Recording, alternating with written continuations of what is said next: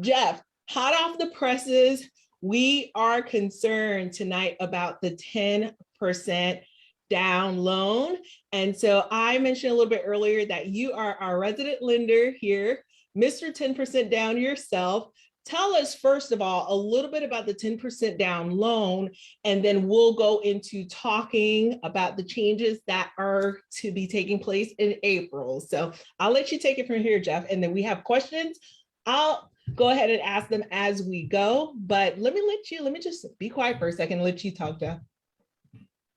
No, goodness. I appreciate you having me. I love being a part of this community and connected with you because I'm a big believer that we can do more together than we can apart. And I love to be associated with people that are going big, like you, and are doing significant things and creating legacy. And it's just so awesome to follow what you're doing, and it's always fun to see people grow as they build things. So it's pretty cool to be a part of your group. So yeah, 10% down has been my niche, kind of what I've hung my hat on for a while. Last year at the end of the year, I did make a switch to a new bank because they brought new opportunity to what I was able to do in the space and the amount of people that I was able to help. So I now can originate loans in all 50 states. So, go Hawaii, go Alaska, a few of those other states that I couldn't do before, California. So yeah, we can do 10% down in all 50 states. The new conforming loan limit came out in October, September actually, and then they made it official in October. So that loan limit went from 548,250 to 647,200, the biggest jump that I have seen in my 15-year career of originating mortgages. So that was significant because it put us all in a position where we could increase our borrowing ability because those loan amounts increased and raised our purchase price. Now, that was indicative of real estate prices going up. So, they tried to keep consumers in a position where they can keep up with the market and what the market's doing in the loans that they provide. So 647.2 for the conforming loan limit. So that raised our purchase price ability. And I'm still getting used to these numbers, even though I talk about them all day long. Puts our max purchase price at 720,000 with that new conforming loan limit with 10% down. And then at North Point, I have the ability to originate a piggyback loan to increase the borrowing ability. So we can do that up to 250,000. So the 648,250, I'm sorry, 647,200, the $250,000 piggyback second, 10% down. That puts our maximum purchase price at 920,000. So we're almost up to $1 million purchase price with the 10% down loan. So that's really cool. Some of the misinformation out there about the product: there is no mileage limitation. You can do up to 10 of these loans. You potentially can do 2 of these loans in the same market area if you meet the bigger and better requirement. What are some of the other ones? You can't rent it out. That's false. You can put it on short-term or on the short-term rental sites like Airbnb, Vrbo. Really, they don't want you to lose control over the ability to occupy that property in the first year. One thing that a lot of people don't know is, with a direct lender like myself that are originating these loans directly for Fannie and Freddie, I can choose which one I go with. So typically I go with Fannie because their policy is more liberal when it comes to the second home occupancy and their friendliness towards short-term rental usage or utilization by borrowers.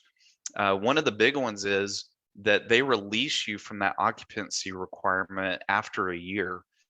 So after a year, you could rent that out on a long-term basis. You could do some of the longer rentals where in maybe the state that you're in, someone goes from a guest to a tenant after 30 days. That's what Freddie does, or Fannie doesn't want you to do in that first year. You could do it after the first year. So some of the traveling nurses, doctors that you may want to attract to your property, because they're looking for places to stay for maybe 30, 60, 90, 6 months. You can start doing those after the first year. You can also put the property in the name of an LLC after the first year. So that's another change that Fannie made over the past year, that has shown their progression and their modernization of their policy to reflect what's going on in the market with these properties. So does that kind of give us a quick flyover? No, and it actually honed in on several things, Jeff. And I thank you so much for being here with us tonight, taking the time to spend with us answering these questions, because before you came on, I asked the group, place your questions in the comments of that purple post within the group. And so already you have hit the nail on the head. Annette has asked, is there a minimum amount of time you must reside in the second home? And you said that is a myth, right? There's not really a number with Fannie. It's that intention. Can you explain that to us again, and to just really get laser focused on that specific question? Yes, that's a great question, because it is one of the myths out there that you have to stay in it for, or you can't stay in it more than 2 weeks or 14 days. So sometimes you get IRS tax policy mixed up with mortgage qualifications. So, the IRS rule is that if you are, you stay in the property more than 14 days, it goes from personal use or from business use to personal use. You can't write off certain things. And then there's really workarounds, and a workaround, I'm not using a term like we're doing anything shady, but if you can show that you're working on the property, you have that ability to exclude those from your personal days, because the IRS does allow for you to go and maintain, work on the property, check on the property. So that's a side note. But as far as the mortgage qualifying policy, their language is very vague, and it is on purpose because they don't want to put people in a position where they potentially could be committing mortgage fraud. So the policy states that your intention has to be that you're going to occupy the property at some point during the year. So how many days is that? There's no specified days. So it's just, they don't want you to lose the ability to occupy that property, and going into a long-term lease agreement legally would put you in a position where you lose certain amount of control of being able to occupy that property that first year. Oh, that makes a lot of sense. Thank you so much for that clarification. So we got a quick question. You did gloss over a bigger, better. Mike, thank you for that question. Thank you for joining us tonight. You, again, are a staple here. I appreciate you here. So he says, what do you mean bigger, better? Can you give us a little bit of clarification on that? Tell us like we're five, Jeff. Yeah, you bet. So Rachel, you go to Gatlinburg and you buy a property tomorrow. It's 2 bedroom, 1 bath, little cabin, cutest thing you've ever seen. And you love the area. Over the next year, you and your family go stay there, and you quickly realize the 2 bedroom, 1 bath cabin is not going to cut it for your family. Not only with for all your my immediate dogs and my grands, and I usually have 3 random cousins that join this. That's exactly right. And that's what, not just for your immediate family, but you can never have, extended family over. It's not working out for you. And so that next year you decide, hey, we're going to buy something that is going to be able to facilitate definitely our immediate family, but so that we can have some extended family over. We can bring another family with us when we go to visit. And you start looking and you find a 5 bedroom, 3 bath. It's got a game room. It's got a hot tub. It's got this amazing view of the Smokies. That is bigger and better. So the justification is that you love the area. You bought that property initially that ended up being too small.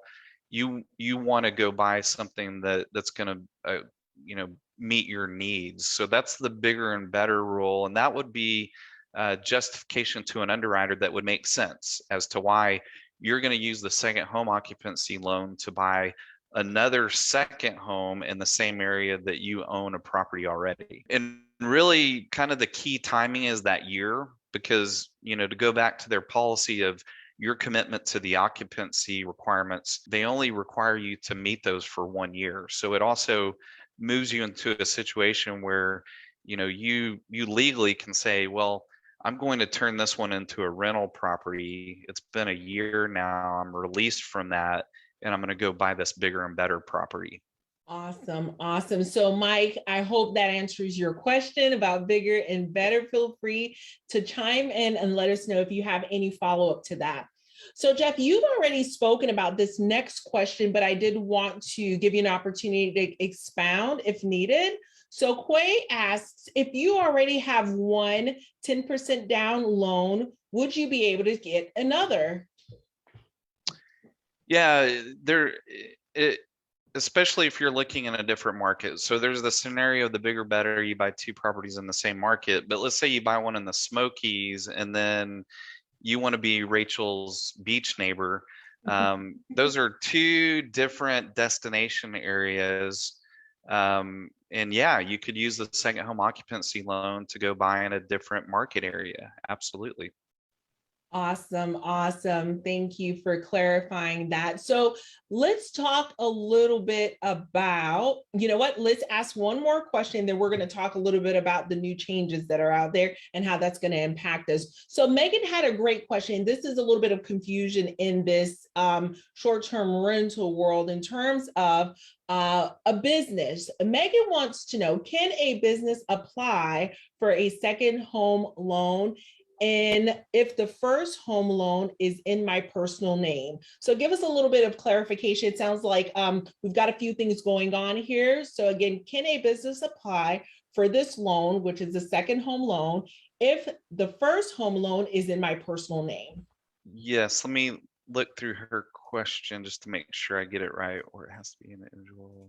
Yeah, okay, so these loans through Fannie are fully qualifying based on your personal income, documentable income, so whatever that looks like, tax returns, W-2s, pay statements, against your monthly obligations to creditors, and then your ability to absorb the PITI payment for the proposed property without any consideration for any income that the property may generate, and then still be under the debt to income ratio. So that's all done in your personal name. Title is in your personal name. Now, after a year with this loan, Fannie does allow you to transfer title into an LLC. Now, there is a loan product that we have where you can open that loan and put the loan in the name of an LLC that's been created for real estate investing. And then from day one, that title is held in the name of the LLC as well.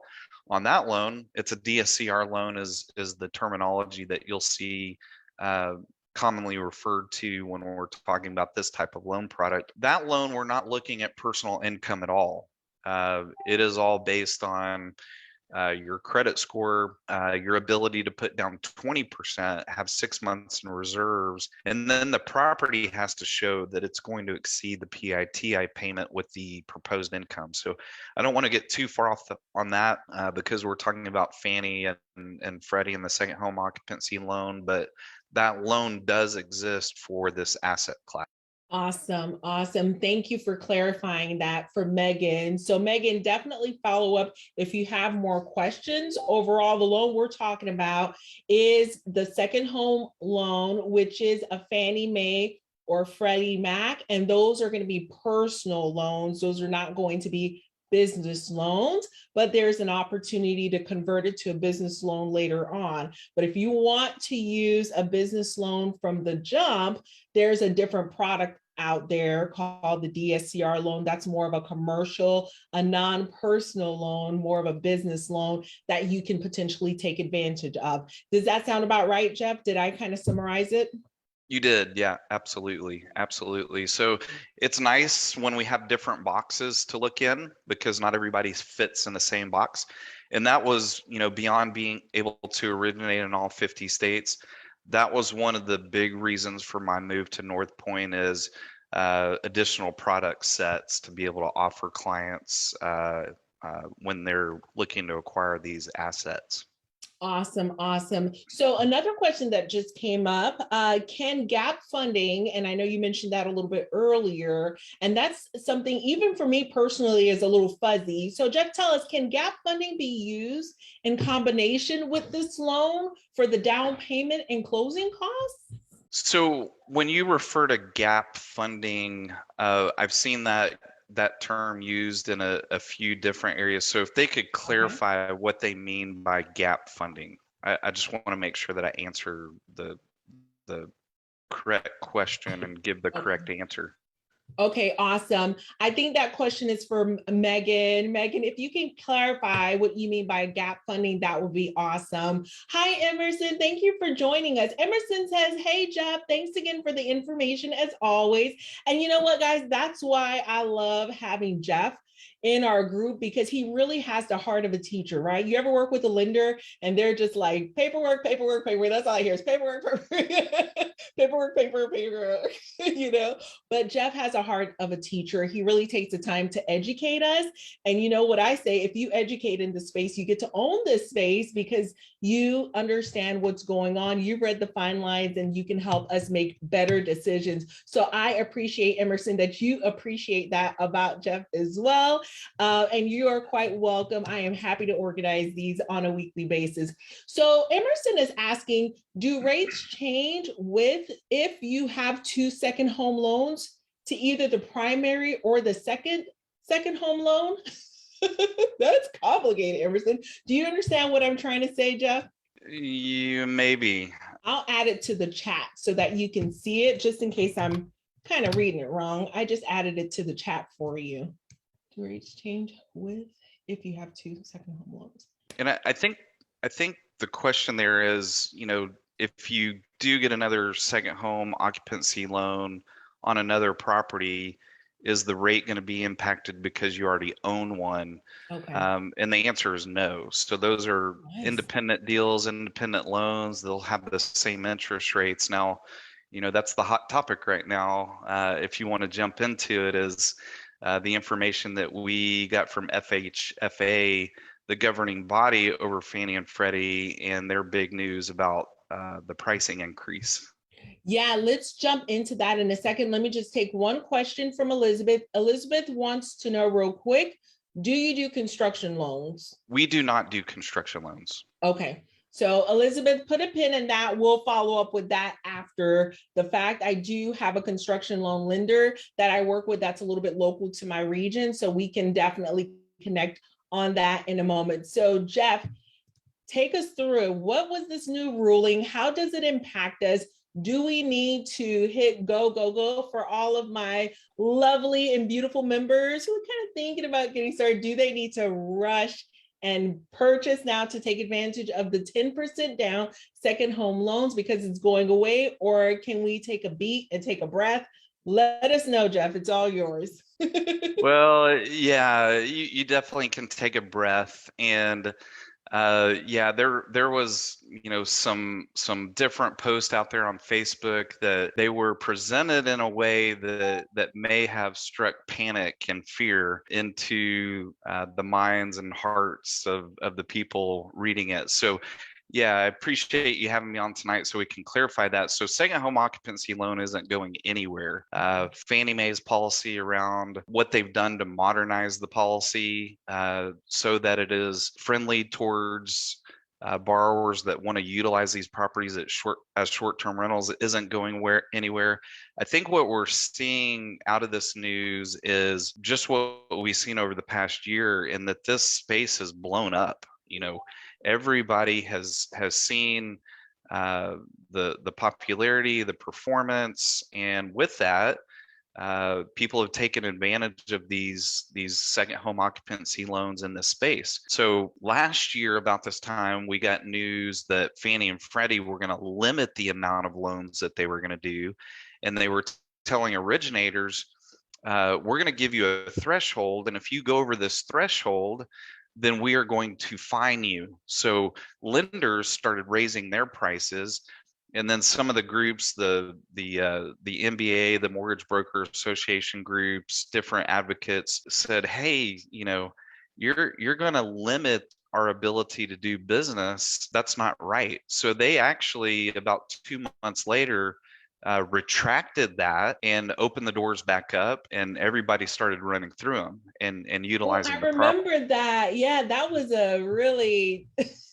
scary time for all of us. Yes, I do Yeah. remember that. So, they were trying to throttle it down back then because, they were seeing that there was some exposure there, that, these aren't true owner occupied properties in the sense that they're the primary residence where people go and lay their head every night. They're properties that if worse came to worse and things happen, they they would be on the chopping block when people are trying to make decisions on how they're going to survive in a tough economy. So, with the popularity, how many of these loans have been originated over the past year, they recognize, hey, we've got to find a way to throttle these down and mitigate some of our exposure through charging higher fees. So, the loan isn't going anywhere. The loan will be there. We'll have 10% down available. It's just going to cost a little bit more as far as the interest rate.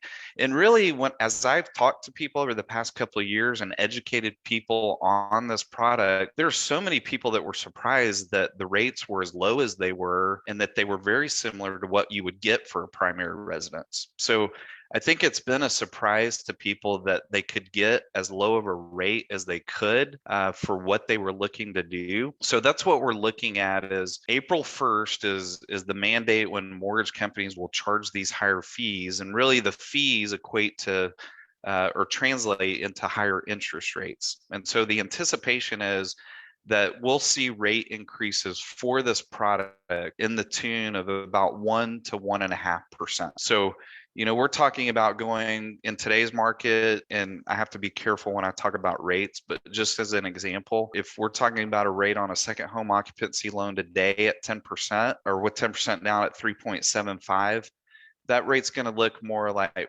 4.75 to 5.25. So, in this space with these properties and the way that they perform, you're talking about taking a hit of $200 to $500 a month in your cash flow is what is the way that it's going to affect the bottom line. So, just depends on how your property performs, and but it's a big deal, but it's not a huge deal, if that makes sense for this space. Okay, so that is good news, I think, right? So that's very, very encouraging. So definitely, if you are ready to go, get with Jeff. Of course, let me do this disclaimer real quick. I'm not an attorney or a financial advisor, and Jeff is not making promises to lend on here. We are doing this purely for the purpose of sharing information and experiences and education in this space. So definitely each person's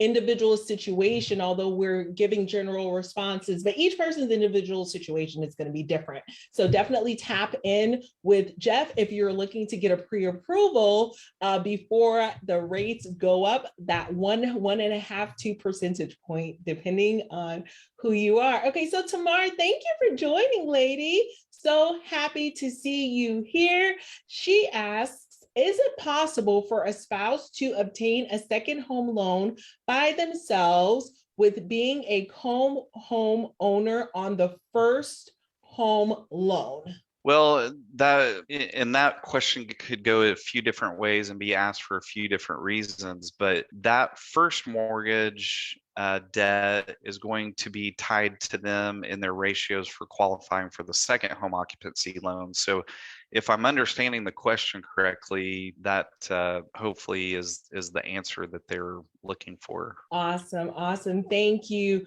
We got another question from Mike. Is there a limit to multifamily borrowing to 4 units like a quadplex? Well, I mean, you can have up to 10 mortgages in your name. So, we're talking about an investment property loan, which is actually a good question, because on the second home occupancy loan, it has to be a 1-unit property. So Fannie Mae loves single family residences. They love townhomes. They don't like a lot of condos. So when we get into that space, we have to, have further discussions on what Fannie's looking for. And that's another reason why I love being at North Point, is we do have some products that we can use for non-warrantable condos and condotels when Fannie Mae doesn't like the project. So, but to answer the original question, investment loans, investment property loans, 4 units, that's typically the product you're going to go to. And you can have 10 of those mortgages in your name. Okay, awesome. So are you saying that Fannie would lend on a 4-unit, a quadruplex? Yes, yes, they would. Yeah, They that's would. gonna. Okay. Now there And are some scenarios where that can be an owner occupied property. So you can own the property, you can purchase it, you can live in the property, rent out the other 3 spaces. so when is it not a Fannie? Is it when it's 5 units or 6 units? Yeah, they'll go up to 4 units, and Okay. everything that I can do at North Point, whether it's Fannie, Freddie, or any of our portfolio products, is going to be up to 4 units. And then Okay. you get beyond that, that's going to be where you get into a commercial loan. Got it. Thank you for clarifying it. Hi, Megan. You are clarifying the gap funding. So here's what Megan says. Gap funding, from my understanding, is a secondary loan just for the 10% and other expenses to close. So she's clarifying that gap funding. Can you help us out here, Jeff? Okay, so acceptable sources of funds for down payment and closing costs would be, money that you have in deposit accounts that you've accumulated through, savings, income, cash out on a 401k or a loan on a 401k, and then a HELOC. So you can use a HELOC, and it's one of my favorite strategies versus doing like a cash out refinance.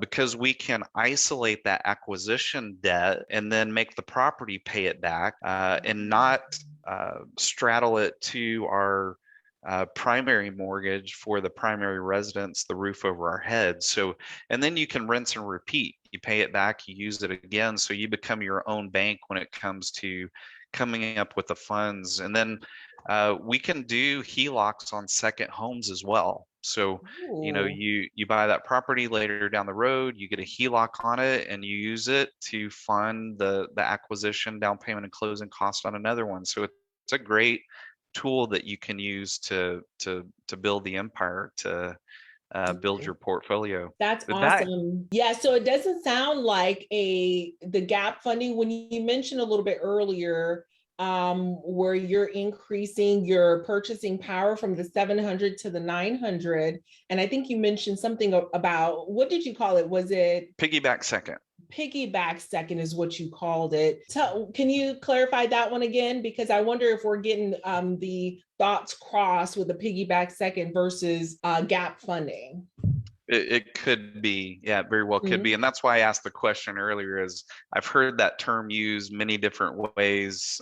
So yeah, on the piggyback second, what we're going to do, and the best way to explain it, because people are more common with like a 80-10-10 structuring, to avoid PMI. So you're still putting down 10%, but in that scenario, your first lien position is 80% loan to value to avoid PMI.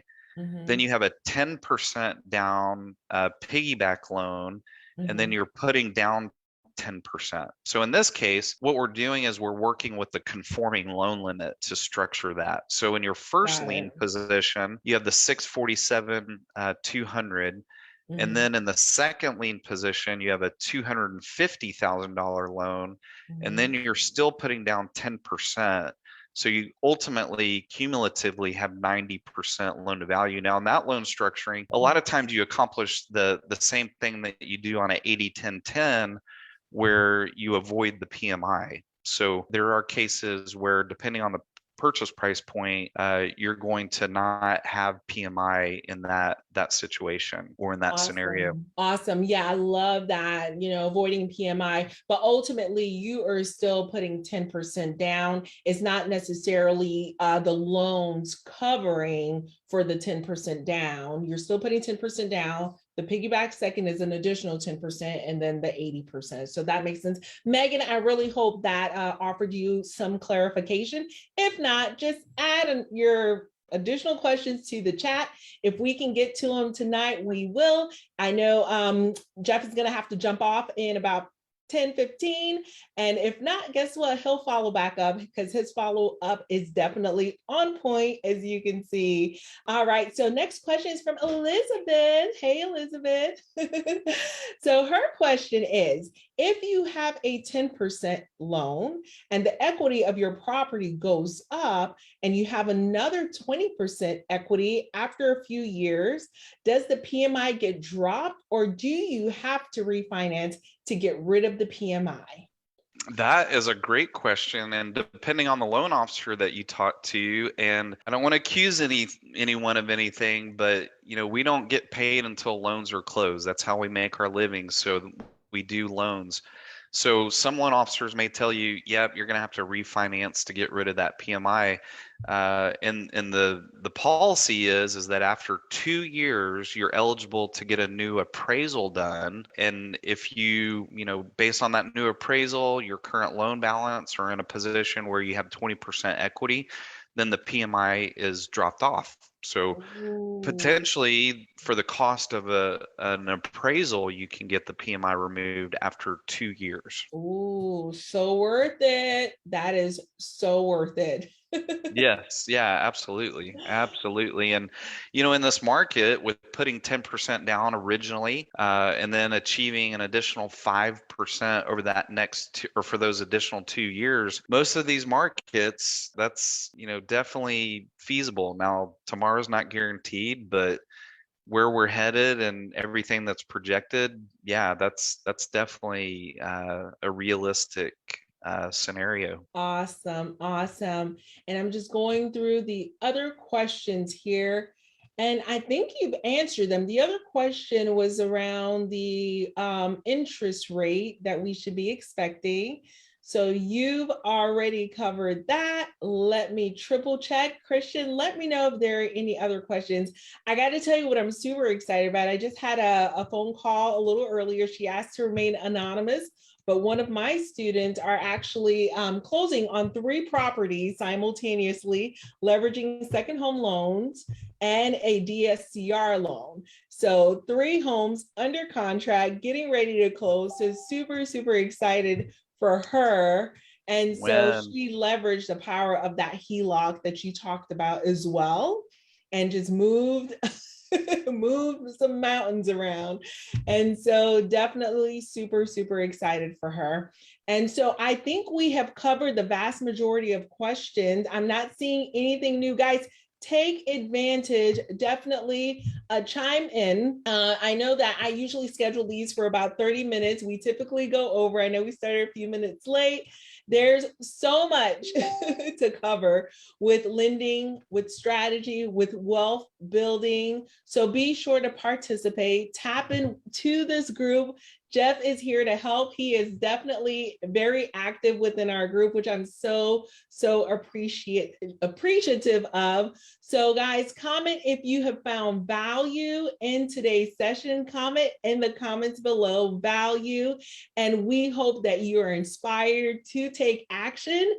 I know the prices are high right now for homes, but there are deals being made, whether it's off market and using the different strategies of lending that Jeff has mentioned. So it's a fantastic strategy to get in.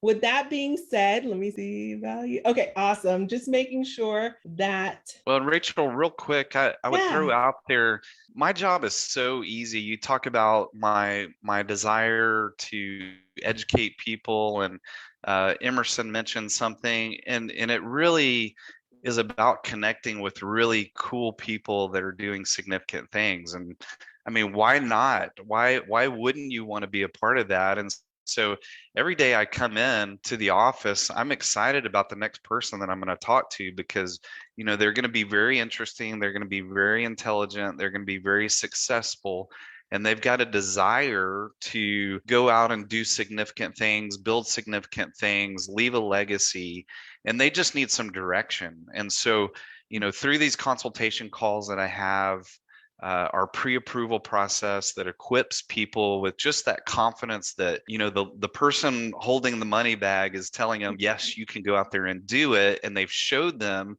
different ways that they didn't know about that they could do it. It just gives people that confidence to go out there and, like you said, take action. So this is a opportunity to plug my new website that I put together, and it is all around education.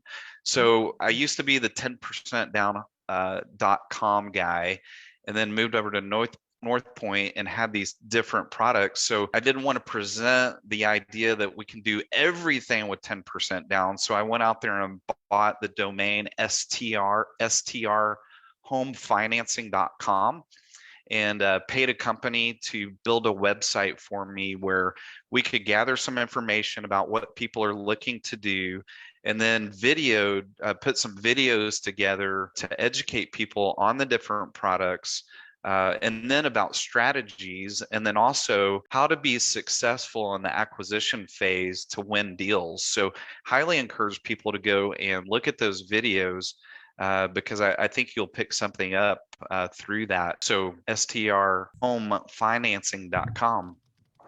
And I'm typing that in for you, Christian. Please share it with the group. And thank you so much, Christian, for always having my back on these. So strhomefinancing.com.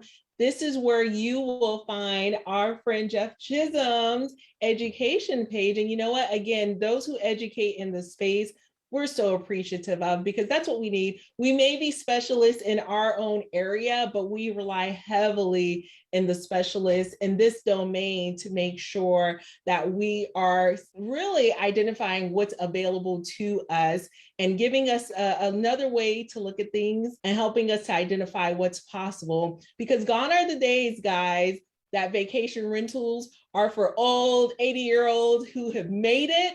We can definitely get started earlier than that. So I so appreciate you. There are a few questions in here, but Jeff, do you have about 2 more minutes to capture a couple of questions real quick? I can talk about this for 2 hours, Rachel. So absolutely, I can do 2 minutes for sure. Okay, awesome. All right, so Angela is asking, hey, Angela, so happy to see you here. Is the Piggyback second part of the same loan application? Is the Piggyback second part of the same loan application? That is a great question. So again, I hate to keep going back to all the great things on, why I made a move over to North Point, but one of those was the ability to originate HELOCs and short-term or 10% down second home occupancy loans at the same bank. So yeah, we can take that same information on the application and use it for pursuing that HELOC as well. And that's part of our strategy, is when we're looking at the opportunities for being able to pursue a property, is what is your ability or your resources for down payment and closing cost. And when we see on our questionnaire, on our survey through the website, that you have untapped equity that's just sitting there, HELOC, like I said earlier, is a great vehicle to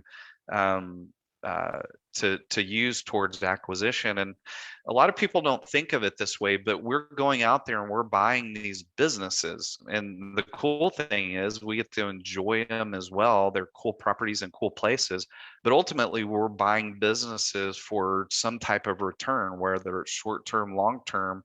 So what I like to tell people is start thinking about trying to separate your personal finances from your finances that you're going to use to go and acquire these properties. So one of the questions, or one of the answers or choices in what are your resources, is, are you just trying to scrape every penny that you possibly can so you can go out and buy your vacation home? And I don't think it has to be that way. I don't think it has to be, you're going to not go buy that cup of coffee so you can buy it. That's a lot of cup of coffees you're going to have to skip before you can save that kind of money. So maybe it's sitting there and you just don't know it. So that's definitely one of the things that we've been able to explore in these consultation calls, is don't put your personal finances in jeopardy where you're having to drain your bank account to do this. Let's see if there's some other avenues that we can pursue where we can separate your personal finances from the business finances. Because, if we're going to go start a business, you don't see tech companies, squeezing out their savings account to start their business. They're going out there and they're crowdsourcing. They're, doing different ways to, get business loans. So you got to think of it that way, and really puts people in a position where they don't feel like they're jeopardizing their personal finances to go out and buy these properties. Does Oh, that I make sense? love this. Absolutely. And what it is a master class, really, because it takes a few properties, two properties to start feeling that way. Like, oh my goodness, I'm tapped out. Because if Right. everything is under your personal name, yeah, you're tapped out. But looking at it from a business, like say you're opening a restaurant, which is unfortunately going to be more high risk than even short-term rentals, in my humble opinion. This is all opinion. But the restaurant, it's going to stand on its own as a business. It's not necessarily coming out of my own personal piggy bank. So I like that mindset shift that you're encouraging. It is a mindset shift, isn't it? It is, and that's where, this news from FHA, FA is going to be a stumbling block for some people because they hear, oh, the rate went up. Well, I'm not going to pay a higher rate to do this.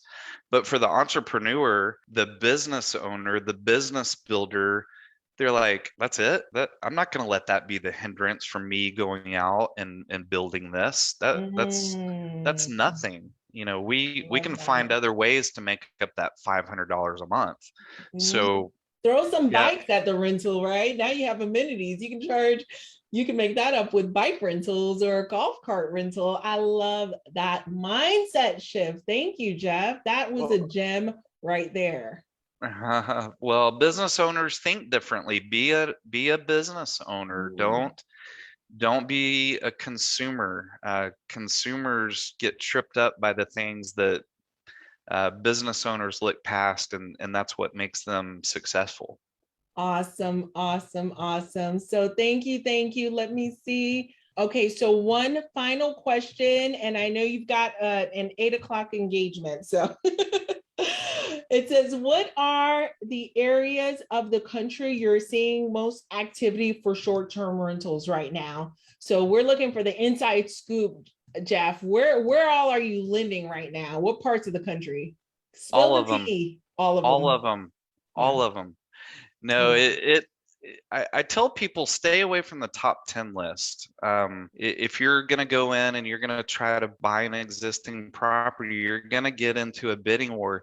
I use my own personal example as a success story. Both of my properties are in North Central Arkansas. I had no competing offers. I paid list price, and I would put my property the lake house, I have about 400,000 all into it. I would put that up against any $800,000 property in the Smokies. So you don't have to be in the top 10 to have a high producing, high performing property.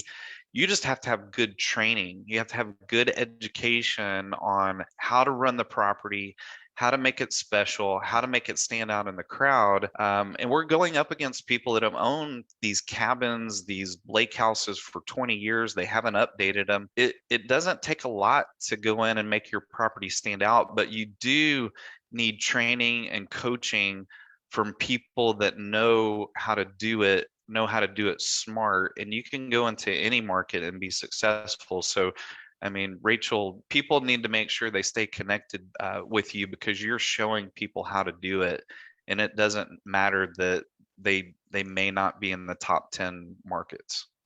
Oh, I love that. I love the off the beaten path properties. Those are where you get your gems. So tertiary, secondary, tertiary markets for sure. So again, Jeff, thank you. Thank you guys. Again, we only have so much we can cover tonight. I feel like we need to have you back, Jeff, so we can do a little bit of a master class on that mindset and that strategy, thinking like a business owner. I absolutely love that mindset shift. It's something that we need to talk more about, right? Because it's different. So thank you guys. Again, I'm seeing a lot of hearts, Jeff. I'm seeing a lot of gratitude. I'm seeing a lot of thumbs up. There is so much appreciation in the comments right now, guys. I thank you so much for joining us tonight. Jeff, thank you so much for spending tonight with us. We appreciate you. We love you and your family. You have been such a blessing to our community, Jeff. Looking forward to having you again. You have a good night tonight. Happy to help. Thank you so much. Bye-bye.